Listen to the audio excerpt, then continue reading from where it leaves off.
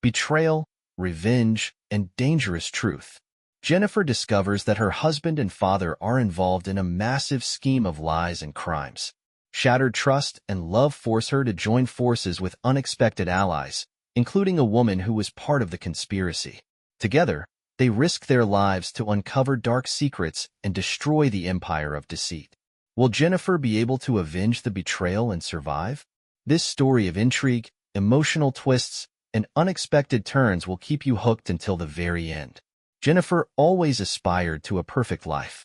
Her suburban Boston home was exemplary. A white picket fence, a neatly manicured lawn, and neighbors who greeted her with cheerful smiles.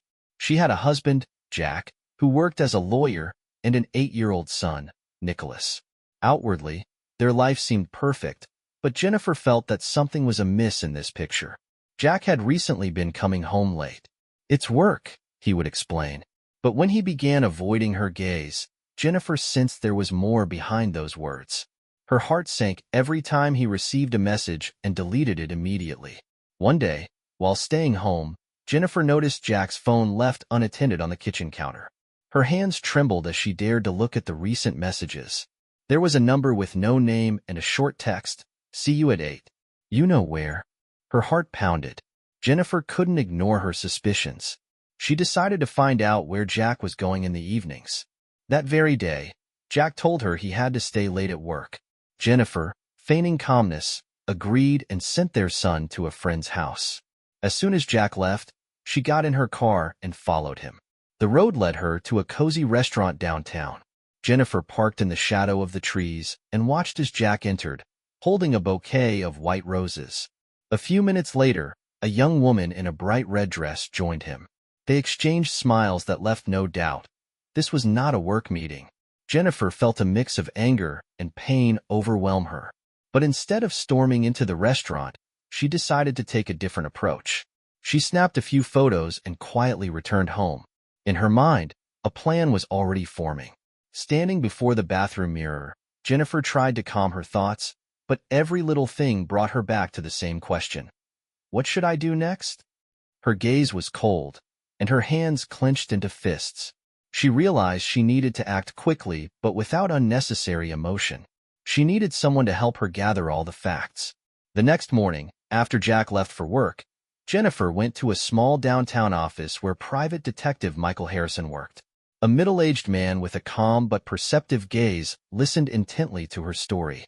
"I can't let my marriage fall apart because of lies. Can you help me uncover the truth?"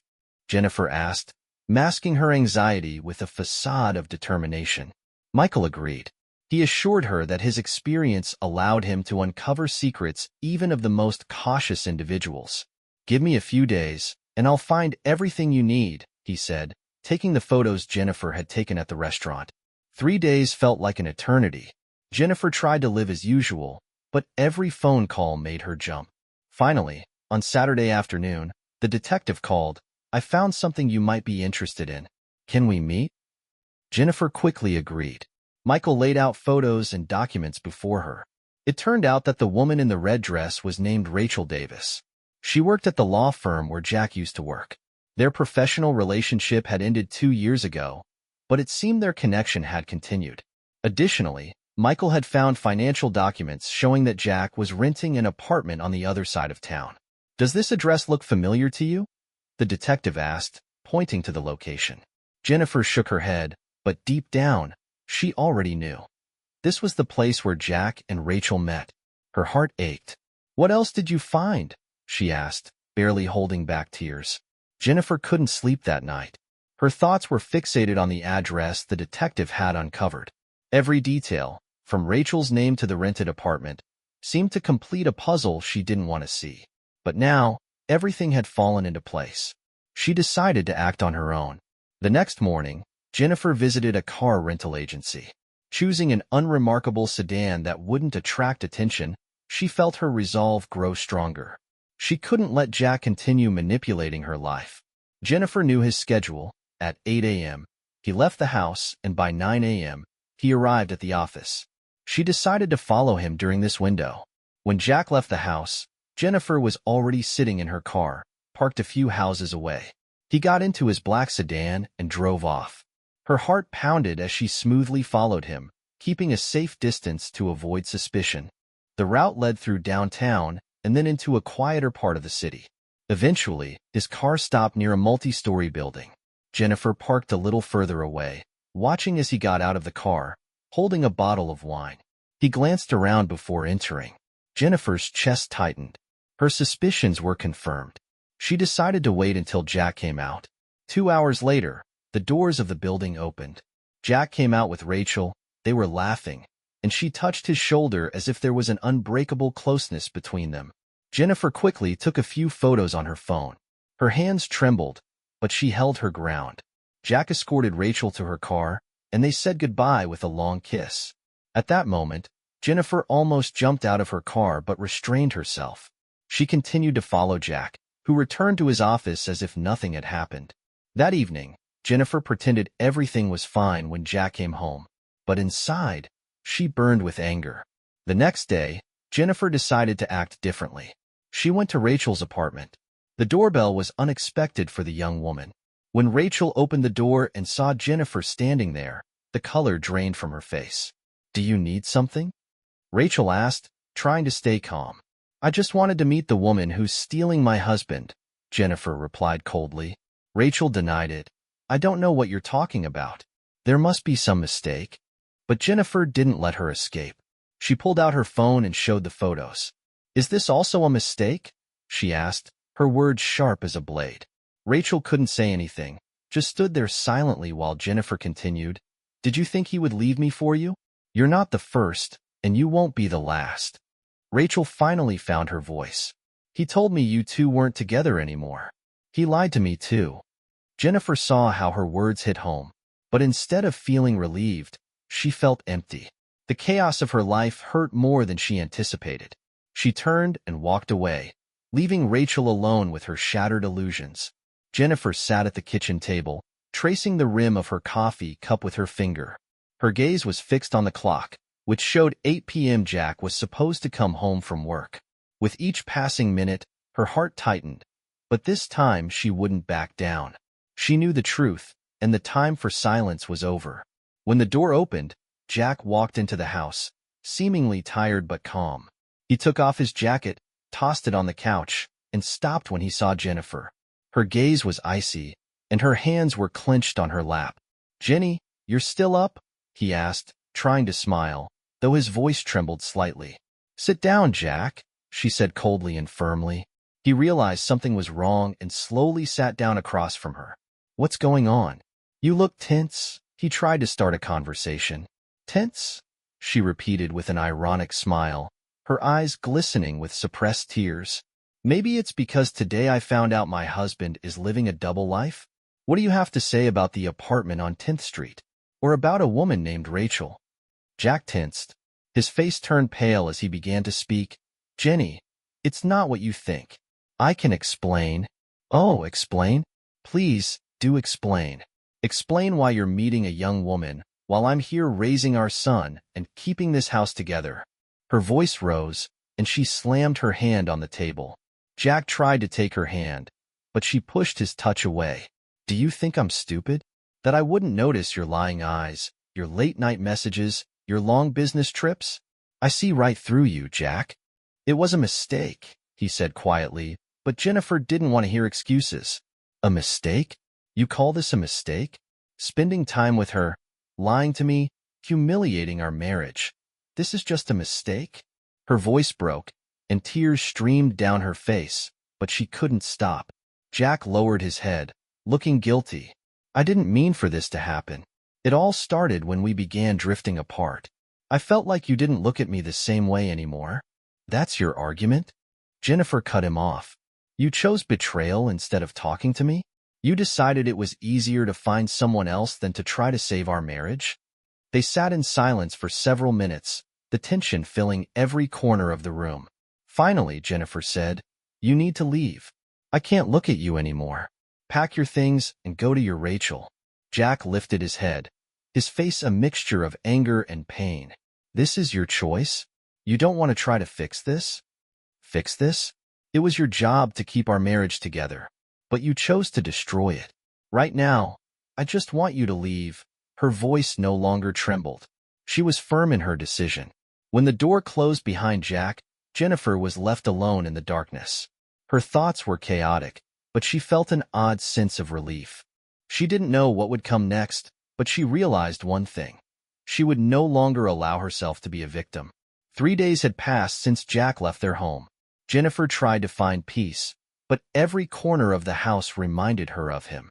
On one hand, she was confident in her decision, but on the other, the silence left too much room for thought. Could she have done something differently? Should she have talked to him one more time? In the evening, Jennifer was sitting in the living room when she heard a knock at the door. Opening it, she saw Jack. He was standing on the porch with roses in his hands and a guilty expression on his face. "Jenny, I know this isn't the best time, but I have to talk to you," he began. She silently stepped aside, letting him in. He sat on the couch, placing the flowers on the table, and started. "I know I made a mistake, and I don't deserve a second chance, but I want you to know the whole truth." "The truth?" Her voice was cold.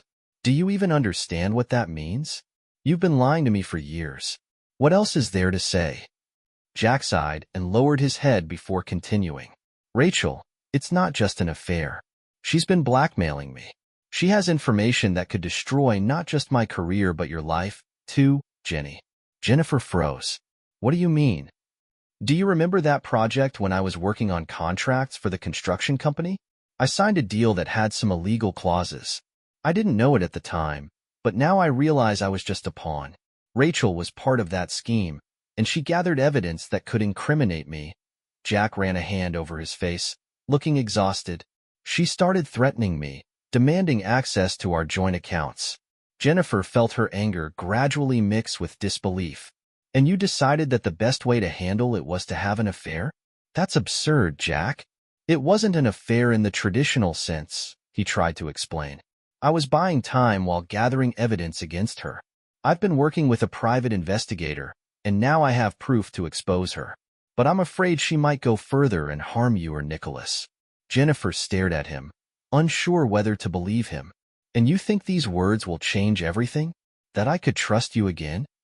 "I'm not asking for forgiveness," Jack said, looking her straight in the eye. "I'm just asking you to give me a chance to protect our family. I'll do everything to keep you and Nicholas safe."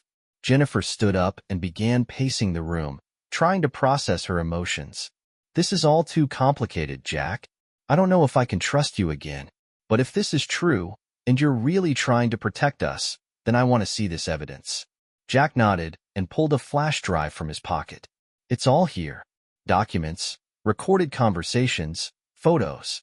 You can look at it yourself. I'm just asking you to think before making a final decision." Jennifer sat at her desk, staring at the flash drive Jack had left behind. Her fingers nervously twirled it, as if that could somehow bring her the answers to all the questions tormenting her over the past few days. What if he was lying again? What if this was just another manipulation to keep her around? But curiosity outweighed fear. She inserted the flash drive into her laptop, and dozens of files appeared on the screen, from documents and recordings to photographs. The first thing that caught her attention was an audio file titled "Rachel, Agreement." Her hands trembled slightly as she clicked play. "Are you sure Jennifer will never find out?" Rachel's voice was cold and calculated. "She won't find out if you don't do anything reckless." Jack's voice was tense, almost pleading. "I'll do whatever it takes, but don't involve her." "Then make sure the money is transferred by the end of the week," Rachel replied. "Or I'll tell her everything." Jennifer felt her heart clench. What exactly did Rachel mean? What money were they talking about? Her suspicions only deepened. She opened the next file, a text document titled "Financial Transactions." Opening it, she saw a series of transfers spanning several years. Large sums of money were being sent to an account linked to a firm whose name seemed familiar. Her heart stopped when she realized it was the firm where her brother Mark had worked before he was fired for alleged financial fraud. She recalled defending Jack at the time, convinced that her brother was guilty. But now, this looked entirely different. Jennifer found another file, a folder of photographs. Some of them showed Jack and Rachel, but others included different people. She recognized several faces in the photos, businessmen she had seen at events where her husband represented his company. But one photo stood out. In it, Jack was with a man she couldn't fail to recognize. It was her father. Opening a few more documents, Jennifer realized that her family was entangled in something far bigger than she could have imagined. All these transfers, deals, photos, they showed that Jack had been using her family connections for his own purposes. Her anger and disappointment turned to fear. What if this wasn't just about finances? What if her family was now in danger? She quickly grabbed her phone and called Mark. "Mark, I need to talk to you." "It's urgent," she said. "What's going on, Jen?" His voice was alarmed.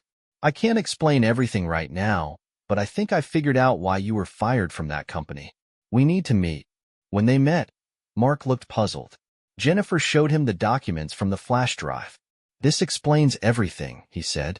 "But it also means that Jack might have known about this back when I worked there. Are you sure you want to uncover the whole truth?" "I have no choice," she replied. "This concerns our family. If he dragged us into something dangerous, I have to stop it." Jennifer couldn't shake the feeling that the pieces of the puzzle were coming together into something much scarier than she could have imagined. After meeting with Mark, her thoughts kept circling around one question. How deeply was her family involved in all this? She decided to check the folder with photographs again. Her gaze once again fell on the picture of her father and Jack standing together in a crowd at some official event. She recalled how her father often mentioned this project, but always brushed off her questions when she asked for details. Jennifer dialed her father's number. "Dad, I need to talk to you." "It's important," she said, trying to hide the anxiety in her voice. "Jennifer, I'm busy right now. Can we talk later?" His voice sounded restrained, almost nervous. "No, this can't wait." "I'm coming over," she said firmly and hung up without waiting for a reply. When Jennifer entered her father's house, the atmosphere was tense. Her father, Robert, sat in his study, looking as if he had been expecting her. "What's going on, Jenny? You look upset," he began. "Dad, I know you worked with Jack on that project 2 years ago." "What was it?"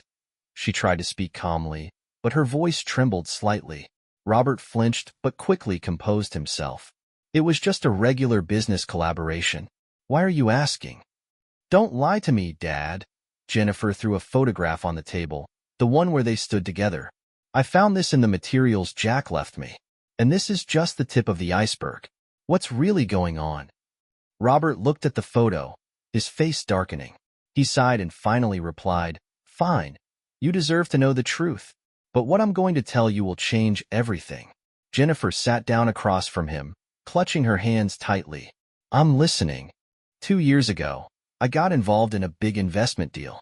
On the surface, everything seemed legitimate. But then I realized that part of the money was going to accounts that had nothing to do with the project. When I started digging deeper, Jack offered me a deal. Turn a blind eye, and he'd make sure my share remained untouched." "And you agreed?" Her voice was filled with disappointment. "I had no choice, Jenny. They threatened our family. I thought I could put a stop to it, but—" Robert lowered his head. "You dragged me into this without even warning me." Her voice rose. "And now I'm at the center of this mess because of you and Jack." Robert tried to take her hand, but she pulled away. "Jenny, I was trying to protect you. I thought all of this would stay in the past." "The past? This past is now ruining my life." Her words were like blows. Suddenly, their conversation was interrupted by the doorbell. Robert went to the door and saw Rachel standing on the porch. Her face was cold and confident. "May I come in? We all need to talk," she said, walking into the house uninvited. Jennifer stared at her laptop screen. The video on it completely changed her perception of her life. Her father, Robert, and Jack were sitting in a luxurious office with a man she didn't know. Their conversations were about money, deals, and how to cover up certain financial transactions. Her heart pounded, every word echoing like thunder in her mind. "This deal will bring us millions," Robert said, leaning back in his chair. "But we need to be careful. No suspicious moves." "Jack, are you sure no one will be able to expose us?" "Everything is under control," Jack replied, holding some document in his hands. "But we have to keep Jennifer out of this. She can't know about it." Her heart froze. They had deliberately hidden everything from her, using her as a cover for their schemes. Jennifer closed her laptop and grabbed her head. Her life was a lie. Her husband and father had betrayed her in the worst way possible. She paced the room, trying to gather her thoughts. Her phone rang. It was Mark. "Jen, are you okay?" His voice sounded worried. "I found a video," she said, barely holding back tears. "Dad and Jack, they knew everything. They used me, Mark. I can't just let this go." Mark was silent for a few seconds and then said, "You need to be careful. If it's as you say, they might do anything to keep you silent." "I won't stay silent anymore." Jennifer clenched her fists. "I'm going to the police. This has to stop." The next morning, Jennifer gathered all the materials, the flash drive, copies of documents, and recorded video fragments on her phone.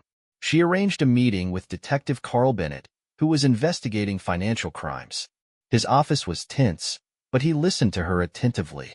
"If this is true, you've just uncovered one of the largest money laundering schemes in this city," Carl said, flipping through the papers. "But you realize this puts you in danger? If these people find out you've gone to the police, they won't leave you alone." "I'm willing to take that risk," she replied. "I can't live in lies." That evening, returning home, Jennifer noticed something was wrong. The door was open, and the inside was in disarray. Her heart raced. She cautiously entered and saw that all the remaining documents were gone. Her laptop was broken. Suddenly, her phone rang. It was an unknown number. "Jennifer, you're playing a dangerous game," a voice she immediately recognized said. It was Jack. "You should have left this alone." "You have no power over me anymore," she replied, trying to sound confident. "We'll see," he said and hung up. Jennifer stood by the window, staring into the darkness. Jack's call left her in shock. He knew she had gone to the police. He knew she was ready to go against him and her father. Her instinct screamed that this was a warning, and she could no longer risk staying in that house. She quickly packed her things, a few sets of clothes, her laptop, chargers, and the flash drive. Jennifer knew that if she stayed, her exposure might cost her life. She called Mark. "Mark, I can't stay here. I need help." Her voice trembled. "Jen, you can't just run. It'll only make things worse," he replied. But she felt that he didn't have an answer that would convince her. "I have no choice. If I stay, they'll find a way to stop me permanently," she said firmly. Mark sighed. "All right. I know a place where you can hide. I'll meet you in an hour by the old bridge." Jennifer left the house at night.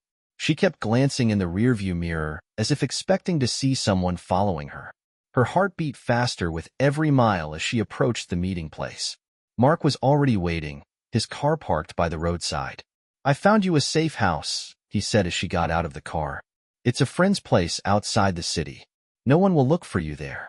But, Jen, you need to understand that staying safe doesn't just mean hiding. We need to act." "Act? All I have are these materials, Mark. And even they don't guarantee that justice will prevail," she said, clutching her bag. "You're not alone in this. We can do something if we work together." Mark placed a hand on her shoulder. "But you need to trust me." The house they arrived at was secluded and surrounded by dense trees. It looked as if time had stopped there. Jennifer stepped inside, her body trembling from exhaustion and stress. "You'll be safe here, but you need to be careful. Jack and your father won't stop until they find you," Mark warned. "I know," she replied quietly, "but I can't stop. I won't let them win." That night, Jennifer couldn't sleep for a long time. She went through the materials on the flash drive, looking for something that could be decisive evidence. And then she found a file she had previously overlooked. It was a recording of a conversation between Jack and Robert. "If she finds out, we're both in big trouble," Robert said. "She won't find out. We've got everything under control," Jack replied. "But if she digs deeper, you know what we'll have to do." Her blood ran cold. This was proof that they had planned something against her. She knew there was no turning back now. She had to prove the truth. Jennifer woke up early, her thoughts chaotic. The recording she had found wouldn't let her rest. She knew she could no longer act alone. Mark was her only ally in this fight, and together they had to find a way to expose Jack and Robert. She walked to the window and saw Mark stepping out of his car, holding a tablet. His expression was determined, but Jennifer noticed the fatigue on his face. He knocked on the door cautiously, as if afraid to disturb the silence. "I'm glad you're here," Jennifer said as she led him into the house. "I found another recording. This might be the key evidence." "Show me," Mark replied, sitting down at the table. Jennifer played the recording. Their faces changed with each new sentence they heard. Mark clenched his fist as Jack spoke about getting rid of Jennifer if she uncovered too much. "This is horrific," Mark said. "It's worse than I expected. We can't ignore this. But how do we act?" They began discussing a plan. Mark suggested handing the materials over to the police, but Jennifer hesitated. "If we go to the police, they'll know before the investigation even starts," she said. "We need to make sure we have enough evidence that they can't ignore." Mark nodded. "Then we need access to their personal accounts and corporate documents. If we can find financial connections, it will be undeniable proof." The next few hours were spent analyzing the documents Jennifer had found. She remembered one file that had initially seemed unimportant. She opened it and found a list of accounts tied to offshore companies. One account was registered under Robert's name. "This is what we need," she said, showing the file to Mark. "This account could prove his involvement." "We can use this," Mark replied, "but we need more details. We have to find a way to access their corporate database." That evening, Mark proposed a risky plan. "I know this sounds dangerous, but there's a chance to get access to their servers. Jack kept a lot of information in the office, and if we can get inside—" "It's too dangerous," Jennifer said. "If they find out, it could cost us our lives." "But it's our only chance," Mark insisted. "We can do it together. I won't let anything happen to you." Jennifer looked at him, torn. She knew it was risky, but they had no other options. She nodded. "All right, but we have to be careful." The next day, they began their preparations. Mark found the building's layout, and they planned a route to avoid the cameras. Jennifer prepared a flash drive for copying files. Their plan was simple: get in quickly, take the information, and get out. When they arrived at the office, the tension was almost palpable. Jennifer and Mark moved silently, like shadows. They reached Jack's office and started copying the files. But suddenly, they heard a noise. Someone was approaching. Jennifer held her breath as the door to Jack's office slowly opened. She braced herself for the worst, but what she saw shocked her to the core. Standing in the doorway was Rachel. Her eyes gleamed with cold confidence, and a faint smile played on her lips. "What are you doing here?" Mark stepped forward, trying to shield Jennifer. "Calm down, Mark," Rachel said, raising her hands to show she was unarmed. "I'm not here to stop you. I want to help." "Help?" Jennifer took a step forward, trying to make sense of the situation. "Why should we trust you? You worked with them." Rachel sighed. "That's true. I was part of their scheme, but I'm tired of being their pawn. Jack and Robert betrayed me just like they betrayed you, Jennifer. And now I want justice." Rachel stepped up to the table and pulled a small flash drive from her pocket. "On this, I have recordings of conversations between Jack and Robert. They were planning how to avoid accountability if they got exposed. This evidence could change everything. But I need your help. Why should we trust you?" Jennifer stared directly into her eyes, trying to detect any trace of deception. "Because I have no other choice," Rachel replied. "If I stay on their side, they'll destroy me just like they'll destroy you. But together, we have a chance to stop them." Jennifer and Mark exchanged glances. "What are you proposing?" Jennifer asked. "I need access to the materials you've already collected," Rachel explained. "I know where they're keeping the rest of the evidence. But if we want to get to it, we'll have to work together." "And how is this different from a trap?" Mark asked skeptically. "Because without me, you won't even find these materials," Rachel replied coldly. "They're protected at a level you can't even approach without insider information." In the end, Jennifer made up her mind. She knew it was risky, but there was no other way.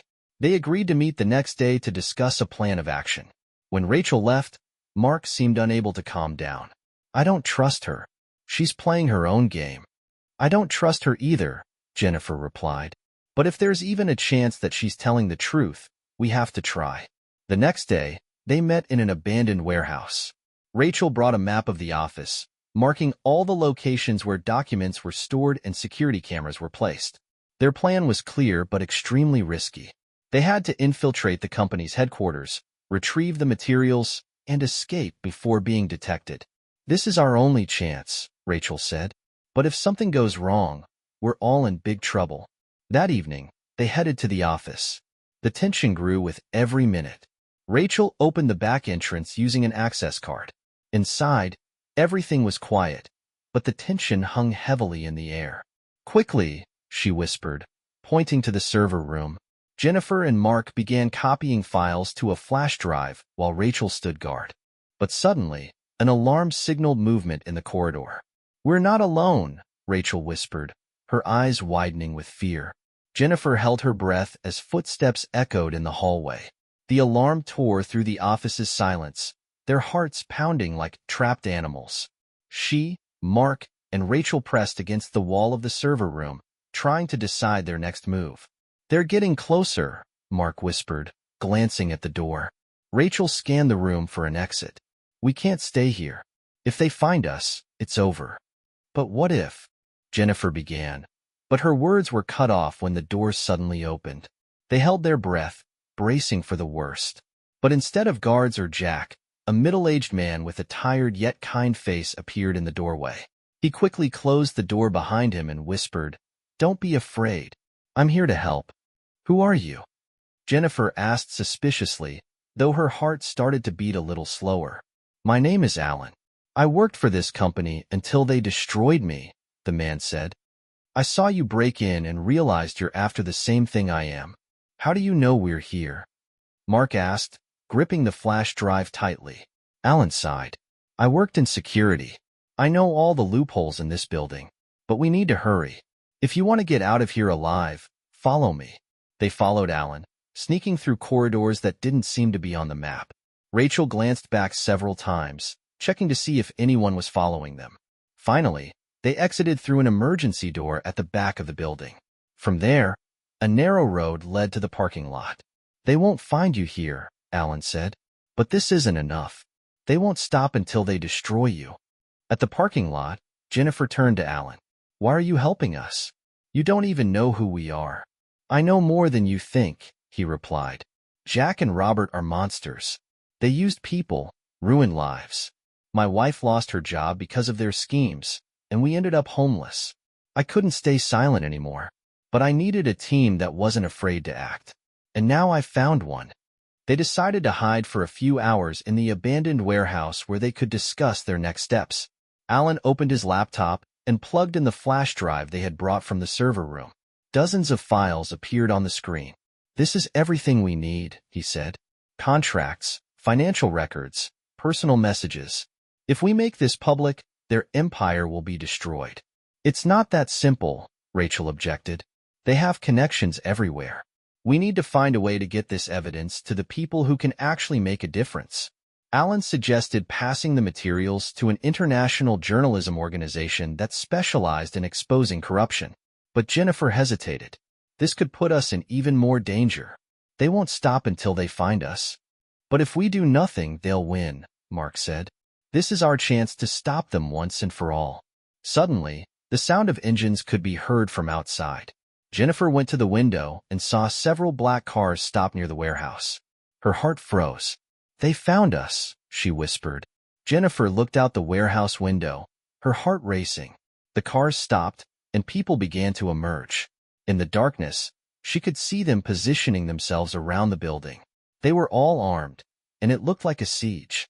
"They're here," she whispered, turning to Mark, Rachel, and Alan. "We can't stay."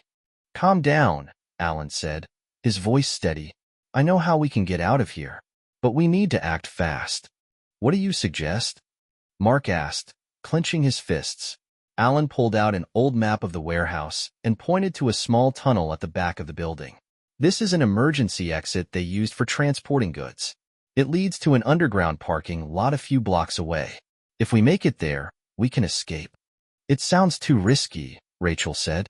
"If they find out about the tunnel, we'll be trapped." "But it's our only chance," Alan insisted. "We can't wait until they break in here." The decision was made. They gathered all the materials, and Alan led them to the back of the warehouse. A heavy metal hatch was hidden under a layer of dust and old crates. Alan opened it with the expertise of someone who knew what they were doing. "Let's move quickly," he whispered, helping Jennifer down into the tunnel. The darkness of the tunnel was nearly impenetrable, but Alan pulled out a flashlight. They walked quickly, trying to make no noise. Every step seemed louder than it actually was. They all stayed close together, their faces tense. "Alan, are you sure this will lead us to safety?" Jennifer asked, glancing over her shoulder. "Yes," he replied, "but we need to be careful. There could be security at the end of the tunnel." "They're not stupid." When they reached the end of the tunnel, Alan stopped and gestured for everyone to be quiet. He carefully opened the hatch and peeked outside. The parking lot was quiet, but the headlights of a car were visible in the distance. "We need to split up," he said. "If they see all of us together, we'll be an easy target." Jennifer and Mark decided to stay together, while Rachel and Alan went in a different direction. Their footsteps echoed in the silence, and Jennifer felt every second stretch into eternity. They reached the car that Alan had left. Mark got in the driver's seat, and they quickly sped off. "What now?" Jennifer asked, glancing back. "We need to find a safe place to go over the materials," Mark replied. "It's our only advantage." Suddenly, Jennifer's phone rang. It was Alan. "We're in danger," he said. "Rachel's gone. She betrayed us. She told them where we are. They know about the tunnel." "What?" Jennifer could barely find the words. "Why did she do this?" "She has her own motives," Alan replied. "I knew we couldn't trust her. But right now, the priority is to keep the materials safe. You need to be careful." Jennifer clenched the phone in her hand, trying to process Alan's words. "Rachel betrayed us." It sounded like a death sentence. Mark looked at her, waiting for an explanation. "Rachel told them about our plan," she finally said, her voice trembling with anger. "We need to change the route. They already know where to find us." "I told you not to trust her," Mark replied, slamming his hand on the steering wheel.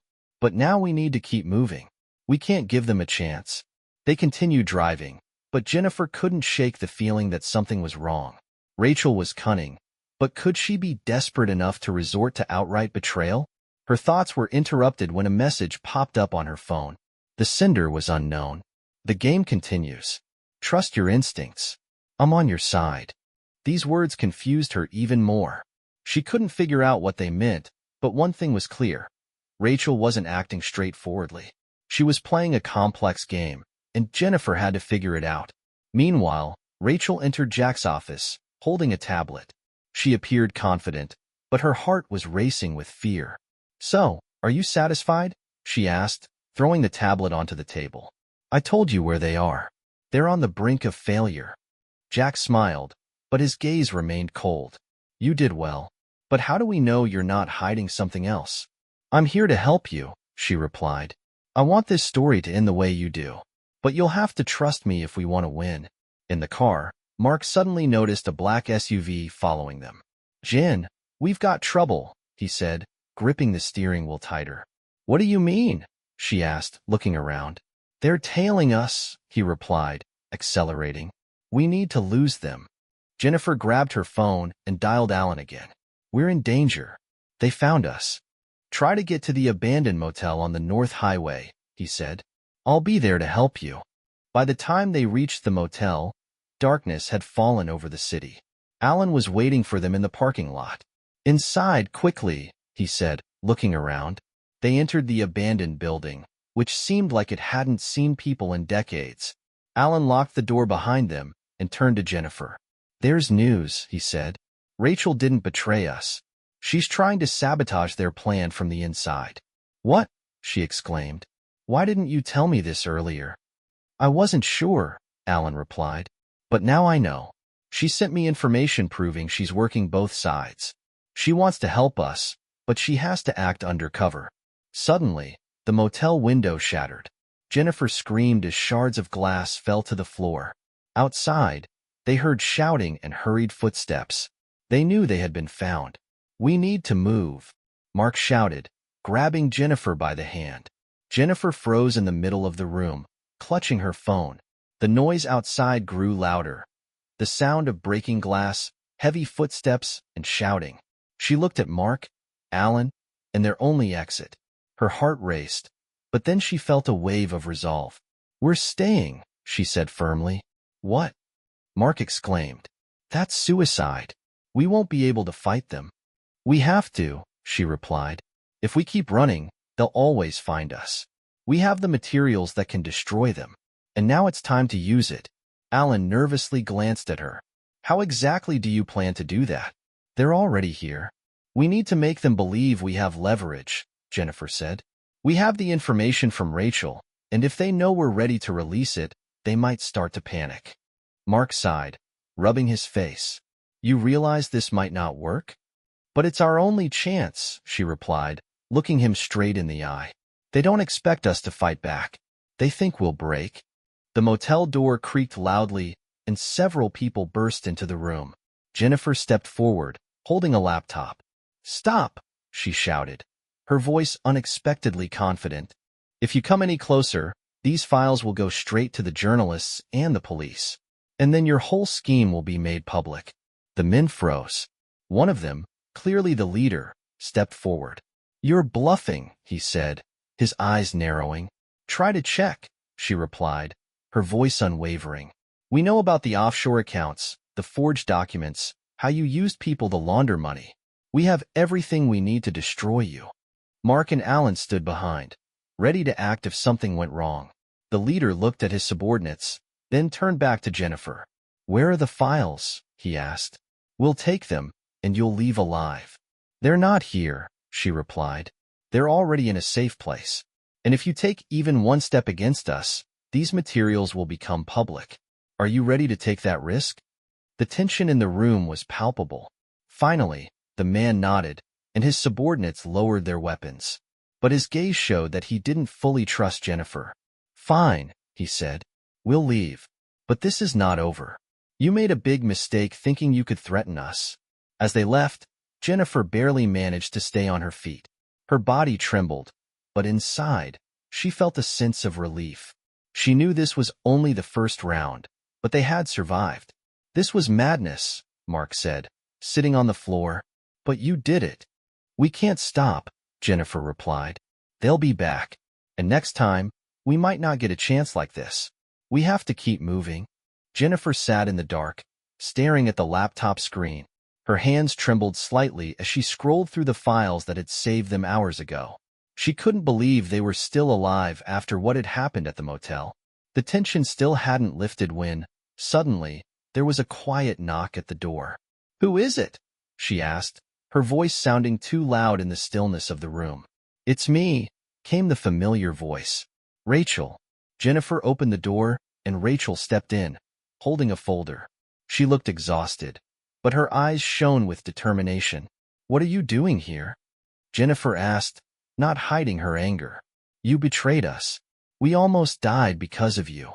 Rachel raised her hands in a defensive gesture. "I know how this looks, but I can't explain everything. And if you listen to me, I'll prove that I'm on your side." "You better have very convincing evidence," Jennifer said, crossing her arms. Rachel placed the folder on the table and opened it. "This is what I found. I risked my life to get these files. They contain records of all of Jack and Robert's operations over the past 5 years. There's evidence of their illegal deals, bribes, and even hired attacks. But that's not all." "What do you mean?" Jennifer asked, leaning in closer. Rachel pulled out another document. "This is a contract. Jack and Robert signed it with a third partner who financed their operations. And this person has enormous influence. Their partner is someone from the government." Mark entered the room after hearing their conversation. "This changes everything," he said, flipping through the documents. "If we can expose this, we can not only destroy their scheme but also bring all available resources against them." "But it also makes us an even bigger target," Alan added, joining them. "If they find out we know, they won't stop at anything to destroy us." Jennifer turned to Rachel. "Why did you decide to do this? What made you risk it?" Rachel sighed. "I couldn't live with it anymore. I was tired of seeing them ruin people's lives. And I know the only chance to stop them is to work together." They spent the next few hours developing a plan. Jennifer suggested handing the materials over to an international investigative journalists organization. This was the only way to make the evidence public and prevent Jack and Robert from getting to it. Rachel agreed to help. She knew how to get the materials delivered without raising suspicion. But that meant she had to act alone. "Are you sure you want to do this?" Jennifer asked. "I've already made my choice," Rachel replied. "This is my chance to fix my mistakes." The final scene unfolded at the airport. Rachel was boarding the plane, holding a small suitcase with all the evidence inside. She looked at Jennifer, Mark, and Alan, who were watching her from a distance. They knew this moment could change everything. Rachel boarded the plane, and they stayed behind, waiting. Every minute felt like an eternity. Finally, a message on Jennifer's phone confirmed. The files had been handed over. "This is not the end," she said, looking at the phone screen. "But we've taken the first step." What would you have done in Jennifer's place? Risked everything for justice or chosen a different path?